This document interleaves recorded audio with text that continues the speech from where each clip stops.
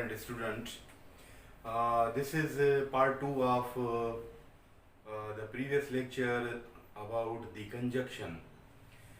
Conjunction, as I have told you, has 4 parts, and 4 parts has many words that connect phrases, clauses, words, and sentences.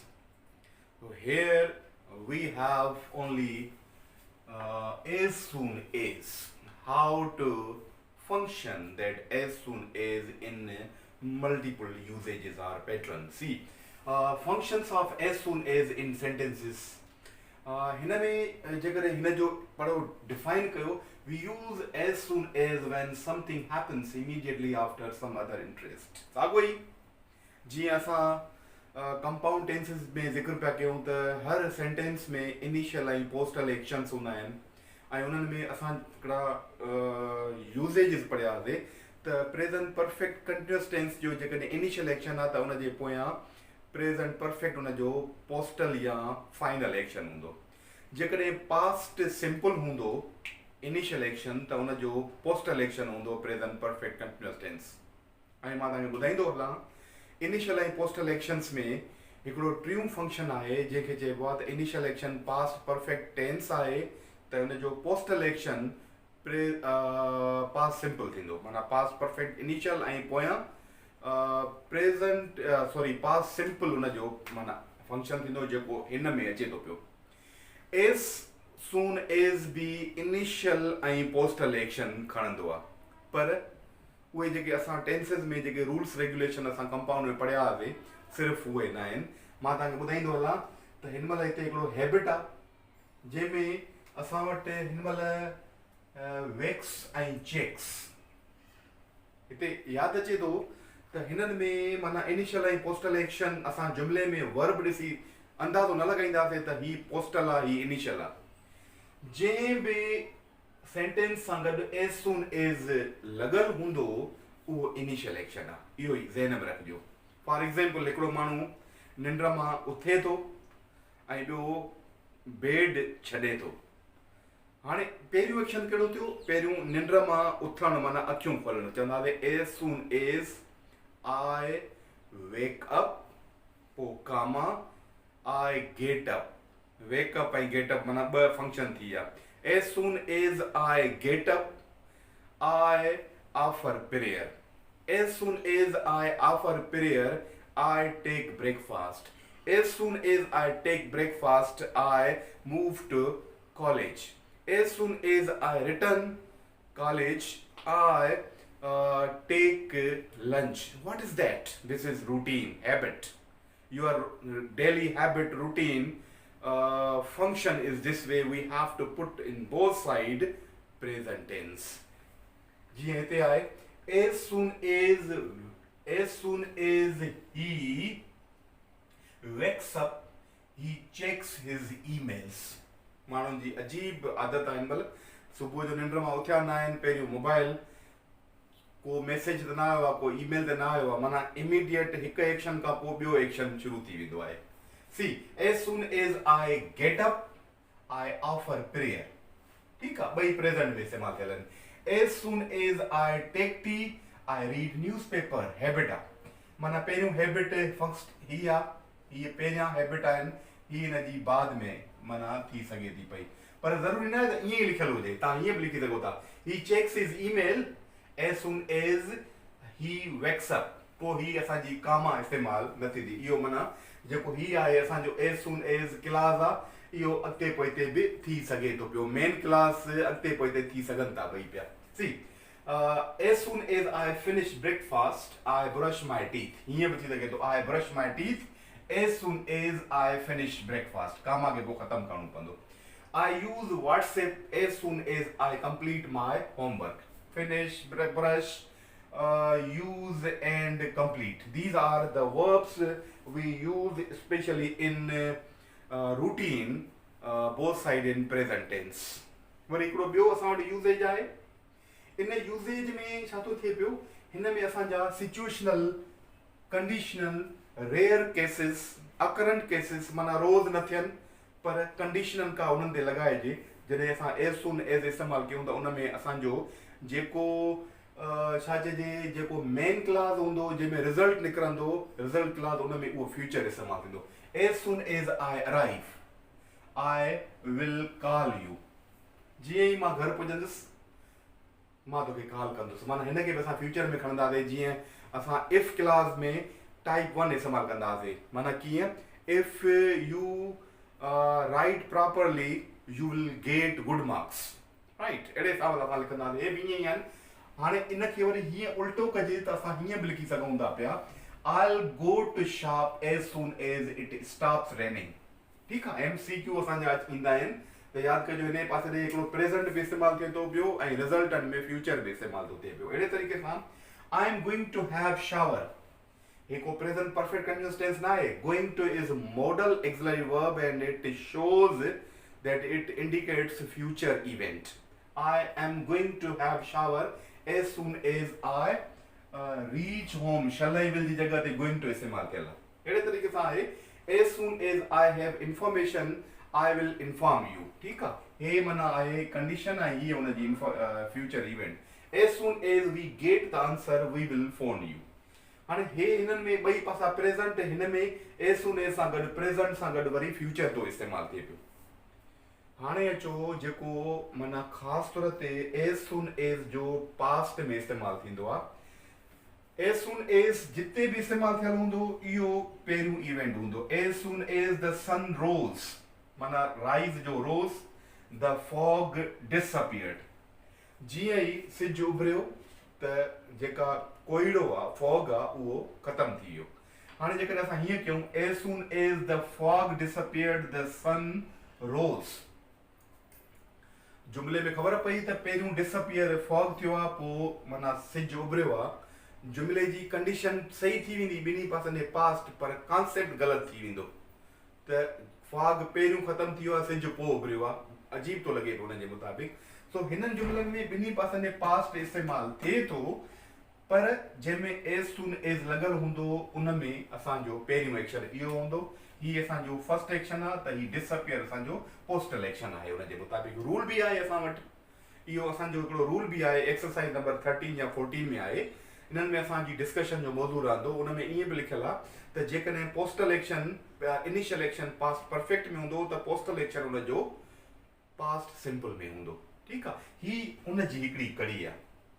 हिन में ॿिन्ही पासनि जे past आहे, पर साॻा ई जुमिला हेॾे आहिनि जिन में असांजो जेको रूल आहे त इनिशियल एक्शन पास्ट में पास्ट परफेक्ट में हूंदो त उनजो पोस्टल एक्शन जेको हूंदो आहे पास्ट सिंपल में इस्तेमालु थींदो। ॿियो आहे दे as soon as I completed my studies I got a good job. हाणे हिनखे तव्हां उल्टो कंदो कोन ठहंदो। हीअं थी सघे थो आई got a good job as soon as I completed my studies थी सघे थो। कामा रुगो ख़तमु करणी पवंदी।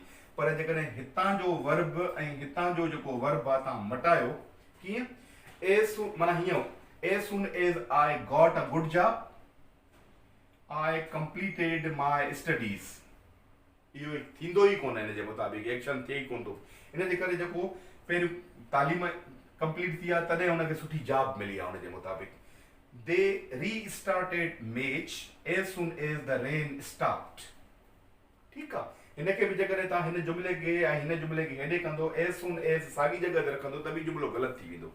हाँ हीअं थी सघे थो as soon as the rain stopped माना पहिरियों रेन ख़तमु थियो आहे they restarted match पोइ थी सघे थो पियो। हुन खां पोइ आहे as soon as I saw a snake I ran away।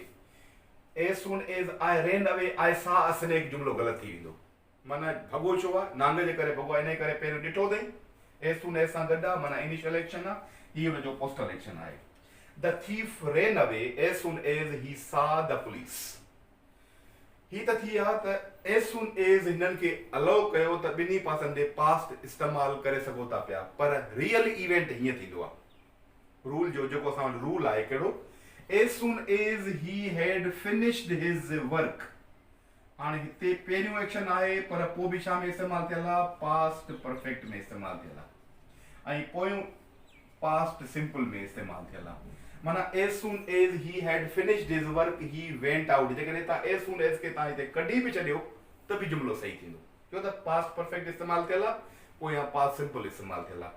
As soon as the bell had rung, past perfect, the student ran out of the class. तहिड़े तरीक़े सां द डेक्वेट या बैंडिट या हाईवेमैन या लूटर या thief the dacoit ran away as soon as the police had come. माना हिते असां हिन जे मुताबिक़ हेॾे इस्तेमालु कयोसीं. इहो इनिशियल एक्शन आहे. He found another job. ही हिन जो पोस्टल एक्शन आहे. Age soon age he had lost हिज जॉब. It rained या it drizzled. Drizzled माना बूंदाबांदी. It drizzled as soon as we had left our home. माना इनिशियल ऐं पोस्टल एक्शन हिननि में सफ़ा ज़ाहिर आहे त जिन में पास्ट परफेक्ट पियल आहे उहे इनिशियल एक्शन आहिनि. पर हिन में ख़ासि तौर ते एज सून एज हिकिड़ो अहिड़ो टूल आहे जंहिंमां असांखे ख़बर पए थी त जंहिंसां एज सून एज इस्तेमालु थियल हूंदो उहो इनिशियल एक्शन हूंदो. जाकी उनजो मेन क्लास ॿियो आहे उन में असांजो जेको हूंदो पोस्टल एक्शन हूंदो. सो हीअ प्रैक्टिस आहे. हाणे वरी ईंदासीं नो सूनर डिड जो या नो सूनर हेड जो कीअं इस्तेमालु आहे इन ते डिस्कस था कयूं असां. कोरिलेटिव कंजक्शन जो ही ॿियो पार्ट जेको एज सून एज खां पोइ नो सूनर जिनखे डिड ऐं हेड सां ज़ाहिर कंदो वियो आहे. एक्चुअली एज सून एज खे असां इनिशियल ऐं पोस्टल जेके एक्शन्स हुया उहे प्रेज़ेंट में बि हुया. प्रेज़ेंट सां गॾु फ्यूचर बि हुयो ऐं वरी ॿिन्ही पासनि ॾे पास्ट बि हुया ऐं पास्ट परफेक्ट ऐं पास्ट सिंपल बि हुयो. एज सून एज जा 4 असां स्ट्रक्चर पढ़ियासीं. पर नो सूनर में वरी अचो इहे पास्ट जा 2 एक्शन आहिनि. जेको हिकिड़ो डिड में आहे माना नो सूनर सां गॾु डिड पियल आहे त माना इन जो मतिलबु आहे त इनिशियल एक्शन बि पास्ट में पोस्टल एक्शन बि पास्ट में. जेकॾहिं हेड पियल आहे नो सूनर हेड त इनिशियल एक्शन पास्ट परफेक्ट में आहे. पोस्टल एक्शन जेको आहे पास्ट सिंपल में. जीअं असां हिकिड़ी एक्सरसाइज पढ़ंदासीं एक्सरसाइज नंबर 15 उन में तव्हां ॾिसंदो त इनिशियल एक्शन जेको आहे उहो आहे पास्ट परफेक्ट ऐं पोस्टल एक्शन आहे पास्ट सिंपल. जीअं एज सून एज में बि कयोसीं अहिड़े तरीक़े सां हिन में बि आहे. ऐं काफ़ी इम्तिहान अहिड़ा हूंदा आहिनि जिन में डू इज़ डायरेक्टेड या कन्वर्जन हूंदी आहे त एज सून एज खे नो सूनर में तब्दील कबो आहे. त तब्दीलियूं कहिड़ियूं हूंदियूं आहिनि हिन स्ट्रक्चर खे ॾिसी छॾियो. एज सून एज खां पोइ पास्ट ऐं पास्ट परफेक्ट बि ईंदो आहे. विच में कामा ईंदी आहे. ॿिन्ही क्लास खे चेंज कबो आहे त कामा ख़तमु करे एज सून एज विच में शुरू बि कबो आहे. हिन में ईअं न आहे. हिन में वरी छा आहे हिन में पहिरियों नो सूनर पोइ उन खां पोइ डिड इस्तेमालु थी थिए. हिते हेड इस्तेमालु थो थिए. हीअ स्ट्रक्चर ॾिसिजो. सब्जेक्ट आहे विच में हेॾे बि सब्जेक्ट आहे. माना सब्जेक्ट में नाउन बची सघे थो प्रोनाउन बची सघे थो पियो.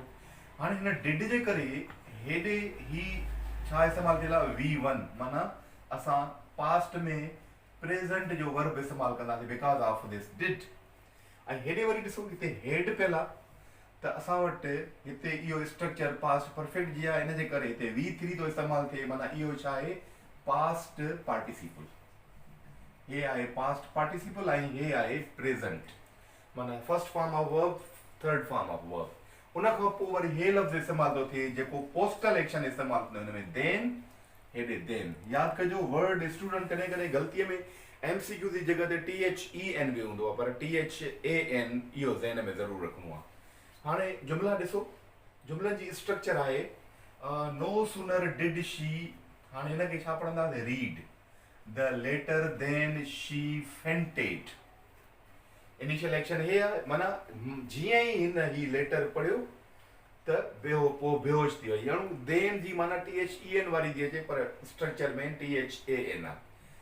शी फेंटेड माना हिते ही V1 इस्तेमालु थियो हिते डिड इस्तेमालु थी ऐं हिते V2 इस्तेमालु थियो. माना इहा हिन जी स्ट्रक्चर आहे. हेड में ॾिसो वरी no sooner had the child started crying then his mother lifted हिम अप.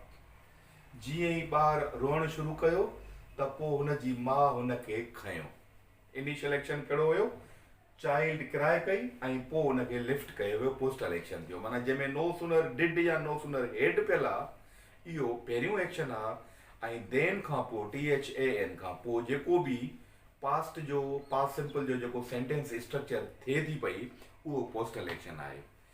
सेंटेंस नंबर ॿियो ॾिसो, no sooner did the driver see V1 इस्तेमाल थियल आहे the signal then he applied brake. जीअं ई ड्राइवर छा सिग्नल ॾिठो त उन खां पोइ हुन ब्रेक अप्लाई कयो। ठीकु आहे, कॾहिं कॾहिं असां वटि MCQ या हिन सूरत में ईंदो आहे, या हिन सूरत में ईंदो आहे, या हिन सूरत में ईंदो आहे, या हिन सूरत में ईंदो आहे। चार अहिड़े क़िस्म जा हीअं इस्तेमालु थियनि था। हेॾे बि ईअं ई थींदो, no sooner had the teacher entered the class. ठीकु आहे, हिकिड़ो हे पास्ट आहे, हेड पियल आहे, माना हिन जे करे हे हिते V3 ऐं हिन खां पोइ देन खां पोइ वरी हिननि जे करे हिते वरी स्टूड अप, माना हिते V2। हाणे MCQ असांजो कहिड़ो बची सघे थो हिननि मां, हेड अचे, हाणे हिते पहिरियों जे इंटर्ड हिते डिड जो ऑप्शन अचे थो उहो ग़लति थी वेंदो, हिते THEN जो ग़लति थी वेंदो, हिते तव्हांखे थर्ड फॉर्म ॾेई छॾे उहो ग़लति थी वेंदो। कॾहिं कॾहिं सेकंड ऐं थर्ड फॉर्म साॻा हूंदा आहिनि। जीअं हाणे हिते ॾिसो, no sooner had I gotten up from bed then I took bath, हिन जी जॻह ते गॉट ॾेई छॾे। ख़बर आहे त गॉट सेकंड फॉर्म बि आहे, थर्ड फॉर्म बि आहे, त कॾहिं बि हेड जे करे हिते गॉड पहिरियों हुजे ईअं न सम्झिजो त गॉटन रुगो थर्ड फॉर्म हूंदो आहे ऐं गॉड सेकंड फॉर्म हूंदो आहे। सो इन शइ जो बि ख़्यालु रखिणो आहे। अहिड़े तरीक़े सां हिते जुमिलो आहे, नो सूनर डिड आई कम, हिन में बि अहिड़े तरीक़े जी स्ट्रक्चर आहे। डिड सां छा पियल आहे, डिड सां गॾु पियल आहे हिते माना हे V1, पर जेकॾहिं इन ई जुमिले खे असां हिते हेड करे छॾियूं त बि उहो ग़लति न थींदो। छो, हेड जे करे बि हे थर्ड फॉर्म कम केम कम, माना अहिड़े हिसाब सां माना ऑप्शन ईंदा आहिनि। कॾहिं कॾहिं एरर आइडेंटिफिकेशन ईंदी आहे, पोइ असांखे उन जे मुताबिक़ हिनखे सम्झणो पवंदो आहे। स्क्रीनशॉट हिन जी बि करे छॾियो त जीअं तव्हांखे फर्दर प्रैक्टिस ऐं अंडरस्टैंडिंग थिए। Dear student, this is third part of correlative conjunction, and this is very special and one of the interesting conjunctions in this regards. This has 3-4 words like scarcely, barely, hardly. Most of the time takes head, but it has been seen in rare books that this structure as well used did. माना हिन जो मतिलबु आहे त हिन में scarcely, बेयरली, हेड त इस्तेमालु थींदो आहे, पर रेयर केसिस में डिड जो बि इस्तेमालु आहे। जीअं कोरिलेटिव कंजक्शन में एज सून एज सां गॾु असां कामा पिया इस्तेमालु कयूं, नो सूनर सां गॾु जंहिंमें नो सूनर हेड या डिड हुयो त असां हुन में देन पिया इस्तेमालु कयूं। त स्कार्सली, बेयरली, हार्डली जुमिलो पूरो करण खां पोइ असां वटि वेन बि इस्तेमालु थींदो आहे ऐं बिफोर बि इस्तेमालु थींदो आहे।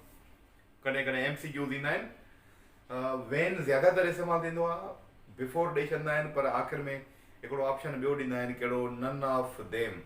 पोइ स्टूडेंट ज़्यादातर वेन जो न हुजण जे करे नन ऑफ देम में हलिया वेंदा आहिनि, पर यादि कजो हिन जे यूज़ में बिफोर बि इस्तेमालु थींदो आहे। Actually this is the same as first and last action, initial and postal action, but actually in real situations जेका असल सिचुएशन हूंदी आहे उन जे मुताबिक़ हिनखे ख़ासि तौर ते को इंसिडेंट बि चवंदा आहिनि। जीअं ई मां ॿाहिरि निकितुसि, अञा मस ॿाहिरि निकितुसि त बरसाति पइजी वई, जीअं कमरे में दाख़िल थियुसि त लाइट हली वई, जीअं पढ़णु शुरू कयो त बेल जो रिंग वगी। माना अहिड़े क़िस्म जो को इंसिडेंट हूंदो आहे हिकिड़ो, पर हुन को इंसिडेंट में बि इनिशियल ऐं पोस्टल जेके एक्शन हूंदा आहिनि उन्हनि मां हिकिड़ो फ़र्क़ु निकिरी ईंदो आहे। तव्हां कॾहिं कॾहिं क्रिकेट जे मिसाल मां हिकिड़ो अंदाज़ो लॻाईंदा कयो त कॾहिं कॾहिं हिकिड़ो बैट्समैन रन आउट थींदो आहे या क्लीन बोल्ड थींदो आहे, थर्ड अंपायर जेको अंपायर हूंदो आहे उहो जज न करे सघंदो आहे, थर्ड अंपायर खे इशारो ॾींदो आहे। त उन में छा ॾिसंदा आहिनि त बॉल अॻु में विकेट्स खे लॻो आहे या बैट पहिरियों क्रीज़ ते पुगी आहे। छा इनिशियल ऐं पोस्टल एक्शन ॻोल्हींदा आहिनि त पहिरियों कहिड़ो माना कंहिंजो पुॼणु आहे, रनिंग में बैट्समैन पहिरियों क्रीज़ ते पुॼी वियो आहे या बॉल विकेट्स खे थो लॻे पियो। सो अहिड़ी क़िस्म जी सिचुएशन हिननि में बि हूंदी आहे, उन्हनि में बि असांखे जज करिणो पवंदो आहे त इनिशियल ऐं पोस्टल एक्शन कहिड़ो आहे। Actually that is coincident, but however, we find from nanoseconds, from short span, that which one is earlier. So, which one is earlier, we use there scarcely, barely, or hardly in the past event.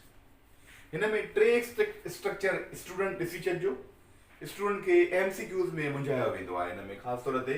ही पहिरियों ॾिसो, हीअ structure आहे स्कारसली, उन खां पोइ हेड ईंदो, उन खां पोइ सब्जेक्ट ईंदो, यादि कजो।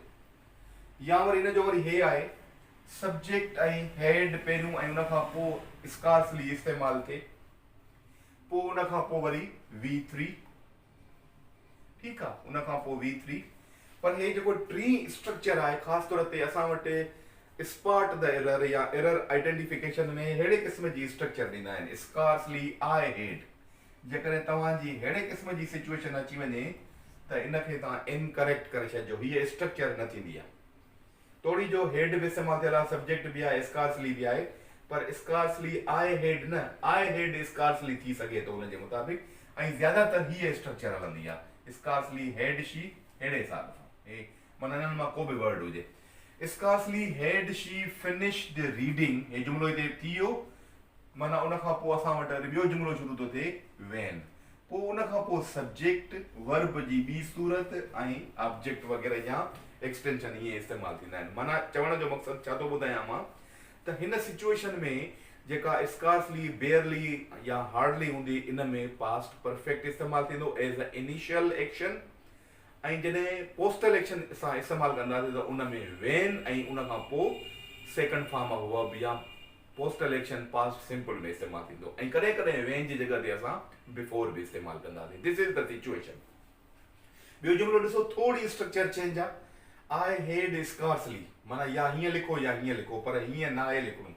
आई had scarcely finished clean up the mess, mess माना गंद, माना या गड़बड़ करणु, when my son dropped the cake on the floor, ठीकु आहे, चए थो अञा मस जेको आहे finish the clean up the mess, जॾहिं जॾहिं मां गंद साफ़ कयो आहे त उन ई टाइम ते मुंहिंजे पुट फ्लोर ते केक हारे छॾियो, माना अहिड़ी क़िस्म जी सिचुएशन ॿुधाई थी वञे पई। टियों जुमिलो आहे, पर हिन जी हिते स्ट्रक्चर सही कान्हे का, वरी अहिड़ा क़िस्म जा जुमिला ही स्ट्रक्चर में मां लिखिया आहिनि हिते, माना ही बिल्कुलु प्रॉपर आहिनि, पर हिननि जे मुताबिक़ ॾिसो, hardly had the egg fallen, अञा मस्त अंडो किरियो, before it broke into pieces, या barely had I reached the station when the train departed या left the platform, scarcely had we left the shopping centre when the bomb exploded, या वरी scarcely had the teacher seen the student when he started reading या studying. I had hardly entered the room, yeah, I had hardly entered the room when he saw a snake. माना पहिरियों form ज़्यादातर past perfect में, थोड़े मिक़दार में कॾहिं कॾहिं उहो बि डिड ऐं फर्स्ट फॉर्म जीअं नो सूनर डिड में इस्तेमालु पियो थिए, ईअं थी सघे थो पियो, ऐं ॿियो एक्शन उन जो सिंपल पास्ट में थी सघे थो पियो। Dear student, this is the structure of correlative conjunction. Now you must make some sentences, 2 or 3 of as soon as, 2 or 3 of no sooner did, and some of this portion of that one, so that you may have the more practice about this regards.